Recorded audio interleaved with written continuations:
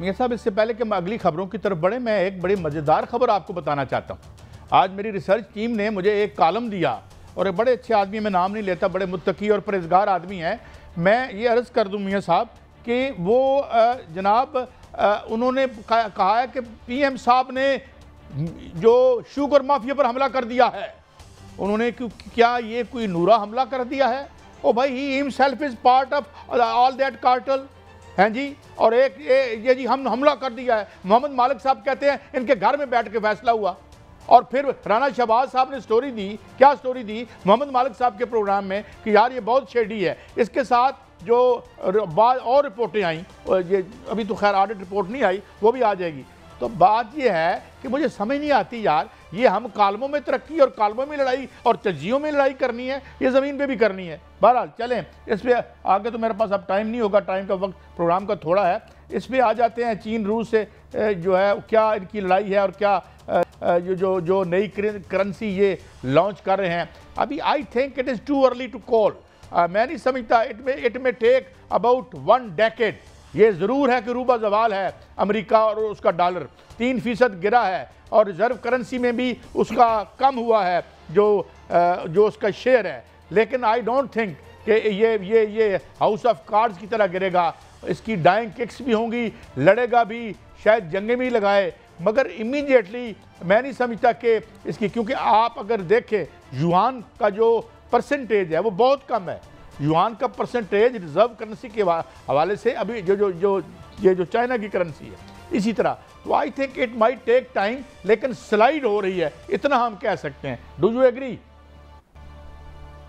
دیکھیں قائد صاحب، میں پہلے بھی یہی کہہ رہا تھا کہ ٹریڈ وار میں کسی کا فائدہ نہیں ہوگا، لیکن اگر امریکہ اور چین کی جو پہلے بھی ٹھنی تھی اگر دوبارہ ٹھن گئی تو پھر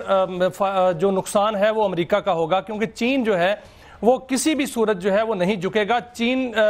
جو روس سے جو تیل خریدتا ہے، چین ایران سے تیل خریدتا ہے، روس جو ہے وہ ایران سے انرجی لیتا ہے، تو یہ کبھی بھی نہیں ہو سکتا کہ امریکہ کے کہنے پر چین جو ہے وہ روس سے تیل جو ہے وہ خریدنا بند کر دے اور امریکن WTI مارکیٹ کا تیل جو ہے وہ خریدنا شروع کر دے، یا برنٹ آئل سے تیل خریدنا شروع کر دے۔ ایسا نہیں ہوگا۔ اگر ایسا ہوا تو ٹیرف اگر چین پہ لگے گا 25% لگے گا تو وہ 50% لگا دے گا، کیونکہ جو والیم ہے ٹریڈ کا وہ دیکھنا پڑے گا کہ ان دونوں ملکوں کے درمیان جو ٹریڈ کا والیم ہے وہ $582 ارب کا ہے، اور چین جو ہے وہ چوتھا بڑا ملک ہے جو US کے ساتھ ٹریڈ کرتا ہے۔ اور اگر اس کی ایکسپورٹ امپورٹ کی بات کی جائے تو امریکہ جو ہے وہ چین کو $143 ارب کی اشیاء بیچتا ہے، اور چین جو ہے وہ $438 ارب کی اشیاء جو ہے وہ وہاں امریکہ بیچتا ہے، اور وہ اس طرح کی اشیاء ہیں جو کہ امریکہ میں نہیں بنتی۔ اگر چین پر ٹیرف لگا تو وہ چیزیں جو ہیں وہ مہنگی جائیں گی وہاں پر، وہ کیونکہ امریکنز کے لیے خریدنا وہ ضروری ہے، اس لیے یہ ایسا نہیں ہوگا۔ دوسری جانب اگر ایسا ہوا تو چین جو ہے وہ امریکن بانڈز جو ڈالرز کے ہیں وہ بیچنا شروع کر دے گا، جس سے جو ڈالر ہے وہ بہت جلدی کولیپس ہو جائے گا، جو اس کو سپیڈ پہلے لگی ہوئی ہے، اور یوان کی جو قدر ہے وہ پہلے بھی بڑھ رہی ہے اور اب بھی بڑھنی شروع ہو جائے گی۔ اس لیے امریکہ کو ان چیزوں کا ادراک ہے، یہی وجہ ہے کہ وہ اپنے جو ان کے مذاکرات ہو رہے ہیں وہ اس پہ اسی لیے امریکہ جو ہے وہ اس پہ سخت گیر نہیں ہے۔ اگر وہ سخت گیر ہوگا تو اس میں امریکہ کا ہی نقصان ہونا ہے، اس میں کسی قسم کا نقصان جو ہے وہ چین کا اس طرح نہیں ہوگا، کیونکہ چین برکس کے پلیٹ فارم پہ آ چکا ہے، بلکہ اس کو لیڈ کر رہا ہے قائد صاحب، اس میں ایک نئی کرنسی جو ہے وہ سامنے آ چکی ہے، اور برکس کے پلیٹ فارم پر اگر آگے بڑھتے ہیں تو پھر ایک ریجنل بلاک بڑی تیزی سے بن رہا ہے، جس میں صرف ایک مشکوک ملک ہے جس کو بھارت کہتے ہیں، اس کی چھان بین جاری ہے۔ اگر وہ ساتھ اس کو نکال دیا جاتا ہے تو پھر برکس جو ہے وہ اس دنیا میں لیڈ کرے گا۔ اچھا میاں صاحب، ہم آگے بڑھتے ہیں۔ ابھی ہم نے دیکھا کہ آپ کریمر جیسے ایک انتہائی، میں کیا کہوں، ایک بیکورڈ اور رجحتی شخصیت جو ہیں، جو کہ پہلے بم بھیج رہے تھے، یوکرین میں بم بھیج رہے تھے اور کٹ لگا رہے ہیں، ویلفیئر اسٹیٹ پہ کٹ لگا رہے ہیں، اور اس کے علاوہ اور پورے یورپ میں کٹس لگ رہی ہیں، بیلجیم میں کٹ لگ رہی ہیں، وہاں پہ قبضہ کر لیے۔ آج یورپ پر پوری جو اسلحے کی انڈسٹری کے جو کارٹلز ہیں، یہ جو ملٹری انڈسٹریل کمپلیکس ہے، اس کی پوری نظر ہے کہ یورپ کی ویلفیئر اسٹیٹ کو ڈسمنٹل کر کے موٹا مال اندر کیا جائے، چونکہ ظاہر ہے ساری رولنگ ایلیٹ وہاں کی کمپرومائزڈ ہے۔ مگر یہ جو ایک بہت بڑا ایکسپلوژن ہوا کہ ایک پارٹی راتوں رات بنتی ہے اینٹی اسرائیل اور نعروں پہ، اور ساتھ ساتھ کارٹلز کے خلاف جو پارٹی بنتی ہے، آج میں دیکھ رہا تھا جرمی کوربن کا میں انٹرویو سن رہا تھا، یہ بھی 2-3 دن پرانا ہے، وہ اتنی تیزی سے جس طرح جنگل کی آگ پھیلتی ہے، 1 منٹ میں 500 آدمی اس میں اپنے آپ کو رجسٹر کروا رہے ہیں، اور یوں لگتا ہے کہ اوپینین پولز میں وہ تمام پارٹیز کو، وہ جو گرین پارٹی ہے، فراق کی جو ایک پارٹی ہے، لیبر پارٹی، تو یہ ان کو اوورٹیک کر لے گی۔ یہ خوف ہر جگہ پہ ہے، اور حالت یہ ہو گئی ہے کہ ابھی میں دیکھ رہا تھا ایک تصویر میاں صاحب کہ جس میں اسرائیل میں امریکی ایمبیسی کے خلاف اسرائیلی مظاہرہ کر رہے تھے کہ یہ فلسطینیوں کا قتل عام بند کرو۔ تو ایک بہت بڑی کوالٹیٹیو چینج ہمیں نظر آ رہی ہے یورپ اور فرسٹ ورلڈ میں، اور یہ جس سے ان کی حکومتیں جو ہیں آپ دیکھ سکتے ہیں کہ وہ خطرے میں آ سکتی ہیں، اور اسی سے بچنے کے لیے آپ یہ ایک ٹکٹ پہ 2 شو کھیلنے کی کوشش کر رہے ہیں کہ نہیں یہ کنڈیشن پوری کر دیں، یہ کر دیں، حماس ایسے کر دے تو ہم ٹو اسٹیٹ سولوشن لے لیں گے۔ یہ ایسا کام ہونے والا نہیں ہے، کیونکہ میاں صاحب اصل جو کھیل ہونا ہے وہ جو بہت بڑی، بیلجیم کے وزیر نے کہا ہے کہ جی اب یہ ہم ویلفیئر نہیں دے سکتے، یہ جو ہے نا ہم بوڑھوں کے لیے کھانا یا آپ کو جو فری ہیلتھ ملتی تھی یا جو آپ کے ہاؤسنگ کا معاملہ تھا، اب آ کے یہ جو نئی پارٹی بن رہی ہے انہوں نے نام کیا لیا؟ انہوں نے کہا یہ ہاؤسنگ دیں گے ہم آپ کو، جو NHA ہے، نیشنل ہیلتھ سروس جو ہے، NHS سوری، اس کو ہم اس کی ساری پرائیویٹائزیشن روک کے جس طرح سے یہ پہلے تھی جو کہ لیبر پارٹی نے جیتی تھی، یہ ایک تاریخ میں مفت جو علاج تھا عام آدمی کا، وہ ہم واپس لیں گے،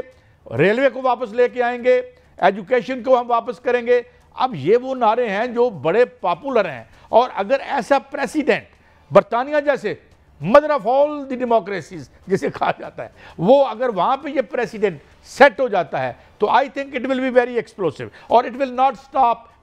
قائد صاحب دیکھیں، دنیا میں مجھے لگ رہا ہے کہ 3 قسم کی تبدیلیاں جو ہیں وہ سامنے رونما ہو چکی ہیں، بلکہ یہ کہا جائے کہ ہو رہی ہیں، نہیں ہو چکی ہیں۔ ایک تو تبدیلی یہ ہے کہ جو برکس کا اتحاد ہے وہ ایک حقیقت بن چکا ہے، اس میں پاکستان کو بھی دعوت دی جا چکی ہے، سعودی عرب بھی آ رہا ہے، ایران بھی آ رہا ہے، افغانستان بھی آ رہا ہے، دیگر ممالک بھی آ رہے ہیں، اور یہ بہت بڑی حقیقت بن کر سامنے آ رہی ہے جو بالکل پیرلر ہوگا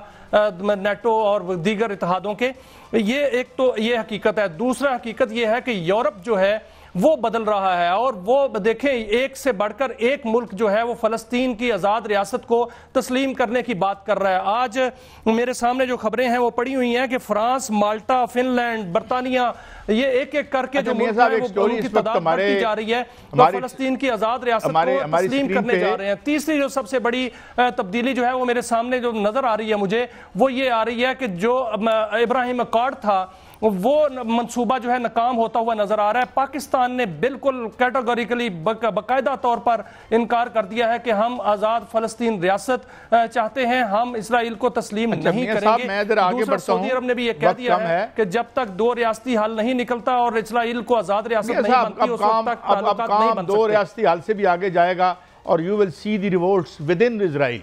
آپ اسرائیل میں دیکھیں گے کہ جو انتہائی رجتیت اور ایک انتہائی بیکورڈ کلاس، جس طرح انڈیا میں ایک بہت بیکورڈ کلاس ہے، اس کے خلاف بھی آپ بغاوت دیکھیں گے انڈین عوام کی اور برطانیہ کے خلاف بھی۔ مگر میں یہ ابھی تھوڑی دیر پہلے جو خبر چل رہی تھی، پیوٹن نے بات کی ہے نتان یاہو سے کہ بھئی وہ رکے، اور یہ جو ایران اور شام کا معاملہ ہے اس کی بائیفرکیشن کے اس کی طرف وہ نہ دیکھے، اور میرے خیال میں اسے اب دیکھنا بھی نہیں چاہیے، کیونکہ اس نے دیکھ لیا ہے لیمیٹیشنز، جو اس تمام جو 3 ٹیئر ایک ان کا حفاظتی تھا۔ صاحب اگر وہ دیکھے گا بھی تو اس وقت جو ہے وہ ایران جو ہے پوری تیاری میں ہے۔ آپ انڈین میڈیا کو دیکھیں اٹھا کے، انہوں نے تو یہاں تک کہہ دیا کہ 12,000 کلومیٹر کا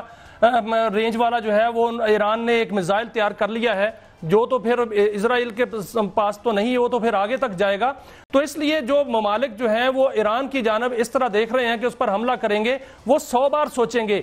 کیونکہ ایران نے پہلے بھی یہ ثابت کیا ہے اور ایران نے اب بھی ثابت کرنا ہے، کیونکہ ان کے پاس وہ کہتے ہیں سرپرائز دیں گے۔ رشیا نے بھی یہ کہہ دیا، بالکل صاف کہہ دیا ہے کہ اگر ایران پر حملہ ہوتا ہے تو پھر ان کا وہ ساتھ دیں گے، ایران کا ساتھ دیں گے۔ چین بھی یہ کہہ چکا ہے کہ ایران پر اگر حملہ ہوتا ہے تو وہ اس کی حمایت نہیں کریں گے بلکہ ایران کا ساتھ دیں گے۔ تو ایک تو حملے کا امکان اب معدوم ہوتا جا رہا ہے، اگر ہوتا بھی ہے تو یہ بہت بڑی جنگ جو ہے وہ نظر آ رہی ہے۔ میاں صاحب میں آپ کو ایک بات بتاؤں، ہم نے سب سے پہلے لیمیٹیشنز امریکی جو امپیریلزم ہے اس کی ہم نے آپریشن شاک اینڈ آ کی حالت دیکھی تھی۔ ٹھیک ہے برباد ہوئی عراق کی زندگی، مگر ان کے ساتھ جو ہوا وہ ہم نے دیکھا۔ کیا ہوا. تو یہ ساری لمیٹیشن ہے. لیکن سر اس میں ایک اور بڑی خبر یہ ہے کہ پاکستان جو سیٹلائٹ لانچ کرنے جا رہا ہے اور وہ ٹھکانے بتائے گا ان دہشت گردوں کے، ان فتنۃ الہندوستان کے، اور وہ فتنۃ الہندوستان اور فتنۃ الخارج کے، اس کو ایک ایک کر کے جو ہے نشانہ بنایا جائے گا. اور یہ باقاعدہ طور پر جو ہے وہ منصوبہ بندی کر لی گئی ہے کہ ایک ایک دہشت گرد کو چن چن کر